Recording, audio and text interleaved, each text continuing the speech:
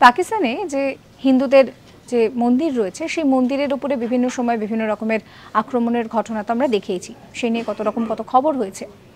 কিন্তু সেখানে রয়েছে একটি হনুমান মন্দির, যে মন্দিরের বয়স কিন্তু হিসেব করে দেখলে প্রায় 1500 বছরের কাছাকাছি। বিভিন্ন রকমের বাধা বিপত্তি পেরিয়েও এই মন্দির কিন্তু এখনও অক্ষতই রয়েছে, তাকে ধ্বংস করা যায়নি। করাচি সোলজার বাজারে রয়েছে 1500 বছরের পুরনো এই হনুমান মন্দির। এখানে পঞ্চমুখী হনুমানের মন্দির রয়েছে। এই মন্দিরের একদম কাছে রয়েছে একটা শিবলিঙ্গ। এখানে হনুমানের 5টা যে অবতার, সেই অবতার দেখতে পাওয়া যায়। সামনেই রয়েছে একটা কমলা এবং একটা হলুদ রঙের পাথর। এই যে মন্দিরটার কথা বলছি, এই পুরো মন্দিরটা কালো রঙের মার্বেল দিয়ে তৈরি হয়েছে। সময়টা শুনে বুঝতেই পারছেন যে বিভিন্ন জায়গায় ভেঙে ভেঙে গিয়েছে, এবং সেই জন্য 2012 সালে এই মন্দির সংস্কারের কাজ শুরু হয়। সাবস্ক্রাইব করবেন আজ তাক বাংলার ইউটিউব চ্যানেলকে।